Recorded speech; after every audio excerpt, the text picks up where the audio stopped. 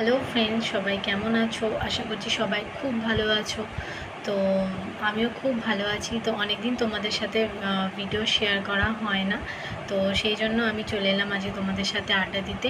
আর একটা মেন কারণ হচ্ছে তোমাদের সাথে আমি আমার একটা গিফট শেয়ার করার জন্য, আমি একটা রিসেন্টলি আমার বিবাহবার্ষিকী গেছে, তো আমার হাজব্যান্ড আমাকে কি গিফট দিল সেটাই তোমাদের সাথে শেয়ার করার জন্য আরও ভিডিওটা করা। তো চলো দেখে নেওয়া যাক আমার হাজব্যান্ড আমাকে বিবাহবার্ষিকীতে কি গিফট করেছে।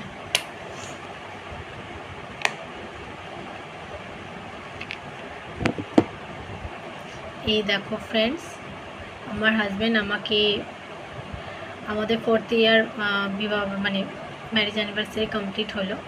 তো সেই উপলক্ষে আমার হাজব্যান্ড আমাকে একটা গোল্ড জুয়েলারি হাতের পলা বাঁধানোটা গিফট করেছে। তো আমার অনেক দিনের ইচ্ছা ছিল পলা বাঁধানো নেওয়ার। তো সেই জন্য আর কি আমার হাজব্যান্ড বললো যে ঠিক আছে, তোমার যখন পলা বাঁধানো নেওয়ারই ইচ্ছা, তো তোমাকে বিবাহবার্ষিকীতে গিফট করে দেবো। তো দেখো, আমি যেহেতু এটা রাফ ইউজ করব না, তো তার জন্যই আমি পাতের উপরেই পলা বাঁধানোটা নিয়েছি।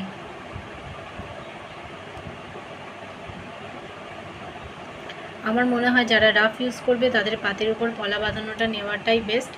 কারণ ডিজাইনিং যে পলাগুলো রয়েছে সেগুলো কি হয়, সাধারণত আমরা যারা কাজের মানুষ, জলের কাজ থাকে, রান্না বান্না থাকে, আগুনের তাপে যারা থাকে না, তো তাদের কি হয়, ডিজাইনগুলো উঠে যাওয়ার সম্ভাবনা থাকে।